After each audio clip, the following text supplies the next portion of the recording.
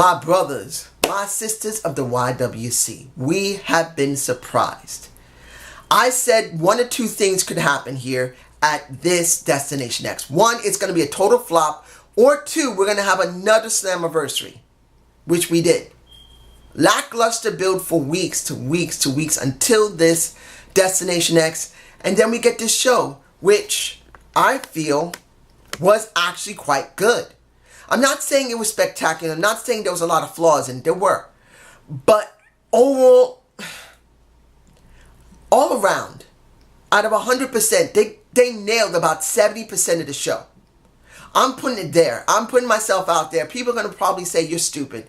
But I'm saying it truthfully. At least 70% of the show was nailed properly. It gave us something different. Some shock values, some nice nostalgia, and some screwy endings that weren't that bad. Let's start with Desmond Xavier versus Shiramura. I believe his name was that. I can't remember his name. I'm sorry, ladies and gentlemen. I'm bad with names, especially when they're not sponsored properly. I've said this over and over again. These guys have not been given any sponsorship from Noah, from Crash, from AAA, or even when it comes to GFW themselves. They just have not done it right. They didn't give us more than one video package for most of these guys. It would have been better if they, over 2 months ahead of time, they start building up the Super X Cup. Instead of just giving it to us on the fly. It just didn't work for me. And because of that, this just didn't feel as important as it should have been. Not saying the match quality was bad between the two. It was actually pretty good. In the end, Desmond Xavier wins. And he said clearly, whoever wins the X Division, coming for you. I'm coming for you. I'm coming for you. I'm alright with that. I'm glad that he did it that way. Holding up that cup. Which is cool. But I really wish they had just sponsored the entire show better. Why couldn't they have done the Super X Cup more properly? Giving promo segments to these guys. Letting them have interviews more than just one. More than just a vid pack for that matter. That's just me. Now I might as well get this over with now. Trevor Lee versus Sanjay Dutt for the X Division title in a ladder match. It wasn't the best ladder match I've seen. I'm not going to lie here. It wasn't a great ladder match. It was good, but it wasn't great. They're not the Hardys. And in the end, you got a kind of screwy ending. You have Kyle Connery, I believe his name is. Then you have Petey Williams, who I have seen before. I really would like to see more Petey Williams. I'm hoping that maybe he's going to join the roster now. And maybe they'll actually start having storylines with these guys. Because the problem the X Division has right now, there's no storylines for them. They just do matches after matches, which destroys the gift of it. The X Division is supposed to be something special. And it just feels rudimentary. Sanjay Dutt does retain. Well, yeah. Well, essentially, he did retain because he got his title back. He was already champ. Now, the question is, when is Desmond Xavier going to be dealing with Sanjay Dutt? And will they give them a feud? If there's no feud, it just doesn't feel like it was important for the Super X Cup or for Sanjay Dutt to be going through what he went through, which really didn't really pan out because of this segment. The segment of Bruce Pritchard coming out with the now, and I gotta say this, the Knockouts title has been replaced with the GFW title. I'm sure the tag titles have been replaced with the GFW title. The X Division has been replaced with the GFW title. The GFW Grand Championship has probably been replaced with a GFW title. But why couldn't they waited until they did something special? You know what? Before I do Bruce, let's get this over with. Sienna versus Gail Kim. And this is where I felt this was the most saddest thing. The most saddest thing. You got Gail Kim doing a match with Sienna. And instead of having the new title set out, someone could have came out like Karen Jarrett. I know a lot of people don't want to see her. I don't mind seeing her wiggle her butt out there. Have the new Global Force Wrestling Knockouts title set out on a pedestal. The two older titles, the GFW title and the old TNA title could have been taken from Sienna, and then you could have really made it special, but there was nothing there. Nothing. And that is the thing that hurts the most. You had those unified titles for so many months. Yeah, maybe you said it on Twitter, you replaced them. Yeah, you said on Facebook or Tumblr or even Instagram, you replaced them. But it only matters on the show. And the kicker for me was that they now just come out like they were just always there. And that angers me. It does. Having JB and Josh Matthews just say, well, the new titles are there, means nothing. And that's one of the critiques I have with this show. They made the titles mean nothing because they didn't sponsor them. They didn't bring them out and say, look, ladies and gentlemen, the new GFW titles right here. Why do I fucking care? Now, I did care about this match because I did care about Sienna not really jobbing to Gail Kim. I really didn't want to see that. And guess what? She didn't. I thought that it might have been Angelina Love, who generally was the one who jumped into the ring because she has a similar shape to Terrence Terrell. But it was Terrence Terrell that came out and said, what the fuck? I haven't seen her ass in a couple of years since she had her baby. I was fine with this. This is actually a nice way for the thing to end. For the simple reason someone new, who is well established, who's well known, came back to stop Gail Kim from getting that title. And she had a great feud with her years ago. We haven't seen these two together in a long time. We'll finally see them together. And maybe this will lead to something going into Bound for Glory. Give me something for Bound for Glory. If it's got to be Terrence Terrell going against Gail Kim, and maybe after that, if Gail does have to get the title, at least you built her up properly. You built up Terrence Terrell properly, and maybe you'll do something with Sienna, and where the hell is Rosemary? I'm just saying. Anyway, the next thing I'm going to talk about is, what is it? OVE. Ohio versus everybody versus some jobbers that kicked their ass most of the time. That was a bad match. I'm sorry. The vignettes about these guys were supposed to be special. OVE was supposed to be something special. So these guys coming out, which they're brothers. I don't remember the name. Chris something. Have to see them a couple of more times to get their names down. But essentially they're brothers like the Hardys. They come in, they look good until one of them gets kicked in the face. Not kicked in the face, knee to the face. Got his ass dropped within the first few seconds of the match. Yeah, they won the match eventually, but they had to struggle against two freaking jobbers that we don't know about. That was a bad booking strategy. You let the jobbers get too much in, made the new guys who's supposed to be really tough, that can destroy everybody, look bad. Why? Why? OVE is supposed to be something special. Why did they have to struggle against two freaking jobbers? The jobbers look like OVE, and the ones who are supposed to be the most pronounced ones look like the jobbers. And that was a dumb thing. I'm sorry, it just was. Now, we have... there wasn't that many matches on this show. So let's get to the segment with Bruce. Bruce Pritchard comes out to try and explain what happened with Alberto Patron. And here's the thing. He glazed over it. He tried to make it like it was nice that he gave up the title. And he said that the person that has to get the title back is the last person who held it.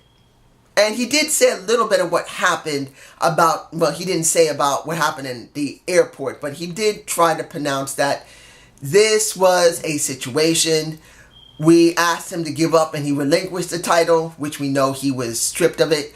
And he was calling out lastly, and guess who came out? Jim Cornette comes out. I'm going like, what the fuck? Jim Cornette comes out? I thought he'd never go back to TNA. Well, I'm sorry, GFW. I never thought he would go back. He hasn't been there since maybe 2007 or 8. It's been like almost 10 years for him, at least as far as I know. He hasn't been there a long time. So he comes back, has a little banter in the ring with the Brucey, and in the end he tells Bruce, you're fired. Get the hell out of my ring. I was like, what?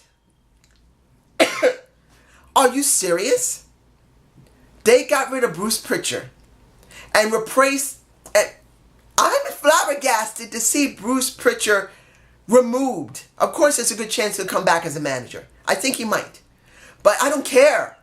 Bruce may come back as a manager, but now we got someone entirely different that I kind of hope is also part of creative. I know a lot of people say, are you fucking crazy? Who wants Jim Cornette in creative? Well, guess what? We need him. Because let's be honest here. We need something different that maybe the writing team needs to have a fire under their ass, because the way the show has been booked lately, it's been terrible. We need new creative. We need new writers. The old writers suck. I'm sorry. Even if they got families to feed, we have a show to be caring about. So I want to see better writing. And if it has to be with the most hated person, Jim Cornette, or hell, even if it's Vince Russo, I don't give a fuck. Give me someone who can give me a good storyline, who can give me good stories, good promo segments, good wrestling. I don't care. Gimme. So seeing that Jim Cornette was there was a beautiful breath of fresh air, a nice nostalgic pop.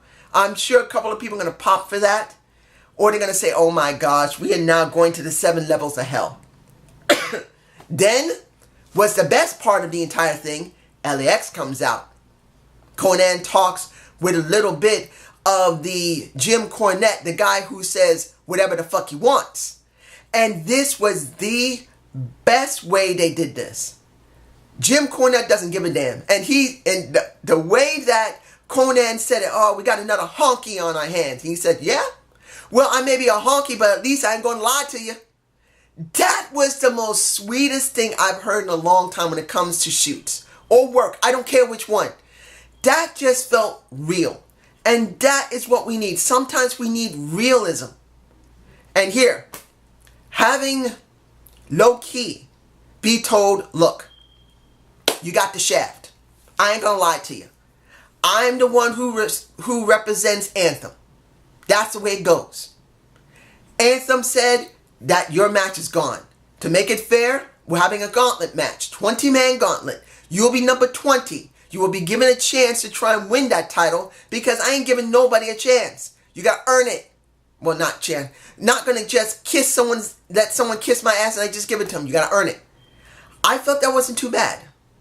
And pretty much the threat from LAX, here's the problem with me. I don't want to hear Conan anymore. I want to hear everybody else. I'd rather hear Diamante talk than Conan. I'd rather hear Homicide talk than Conan. I'd rather hear the tag champs talk than Conan. But as it stands now, this is what we got. And I'm hoping beyond stink that Conan will fade to the back and the tag champs will talk. Diamante will talk. Even fucking Homicide would be a nice change. I would like that. That's what I'm hoping for. Now, what am I forgetting? Oh, 2 more things before I get to the main event. 1, Guido has to go into the ring and say, I gotta leave because my visa's finished. 1 or 2 things. 1, he's actually going. Or 2, someone's gonna save his ass, like Elor Van Ness or someone else. Who knows? I'd rather see him go bye-bye. Not because I hate the actual person. It's just that his character sucks. He's a bad guy acting like a good guy. And I want him to be a bad bastard. Not a sweet guy. Come on. 2, EC3 and Moose are going to be in the gauntlet. Then we got Eli Drake is going to be in the gauntlet. He's number 1. He cut a lovely promo. I love how Eli Drake talks. He reminds me of Jim Cornette. Jimmy says it clearly, and so does Eli Drake. He pretty much said it 100%. You're going to have the franchise player right here, the main eventer right here, the GOAT of Eli Drake. I am the one who can make this job work. And he says, well, I respect your enthusiasm. And because you want to be respected, that you've been given the shaft, you haven't been given a shot, I will give you your shot. You will be in the gauntlet. You'll be number 1. And then everyone is going to know who you are because, well, they're going to need to do some x-rays because they're not going to recognize you. They have to use your teeth. And he walks away. That was fucking funny. I don't care if anyone else didn't like it. I felt that it was real and it was funny. Now, final match of the night. If I'm forgetting anything, I'm sorry. you got Seidel versus Lashley. X Division guy versus heavyweight guy. I was alright with that match. The promo segments, well, the interview for Lashley was very good. The vid packs wasn't bad. And then the match itself was actually good. And here's a screwy thing that made something made me happy at the end of it. At the end of the match, Seidel wins. I'm alright with that. Didn't announce that he's going after the X Division or the heavyweight title. He hasn't been announced. He may try to go after it. You don't know. That'll be next week. But what is the name? Top Team with Dave, the guy who runs it. I forgot the owner, Dave something. His team was there, and his team was so angry at Brian Hefner. Boy was put into a headlock and was choked the hell out.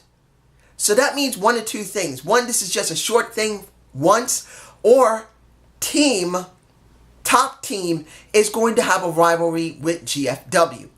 That would actually be alright. If it's like something that's building up the Bound for Glory, I'm alright with. Excuse me. If it's done properly, if this is building up the Bound for Glory, I will be glad to see it because it'll be something different. Something you don't see. You don't see UFC much in WWE. The only one they had was Ronda Rousey. But Ronda was off. These guys are always training, and it will be maybe something good. Then, at the very end of it, you hear, it was JB was told, run the vid pack of what? And then we see him. John Morrison's in my face, baby. Or Johnny Mongo is in my face. Johnny Mongo is coming to GFW, the Lucha Underground champ. I believe Ring of Honor he's been a champ. The AAA champ. Maybe somewhere in New Japan Pro Wrestling. I don't know if he went to Wrestling Noah. And I think he went to New Japan Pro Wrestling at least once, I think. I don't know. I don't care. Johnny Mongo has now come to GFW. Johnny Mongo's come to GFW. I am ecstatic. I always felt John Morrison was a great talent. And I always loved how he wrestled.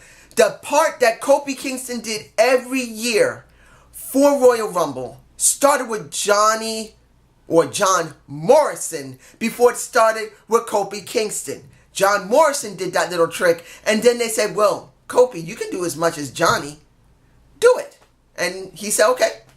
And he went from there, but it was John Morrison who started that mess, and he is the one that innovated most of what Kofi does, or at least alongside Kofi. I am ecstatic to see this. This was a twist. A new day for GFW. That's how I feel about this. Was this a great show? No. Was it a good show? Yes. Most of the show was good. Mostly content more than wrestling. Let's be honest. There was very little wrestling. But mostly a good amount of content. Which I'm alright with because they really need to clean up that mess. If you're going to have good wrestling, you have to have good content. But this is just my point of view. You guys tell me below, and I hope you enjoyed this Destination X 2007 review. Please give me a comment below. Have a good day. Have a good night. Peace!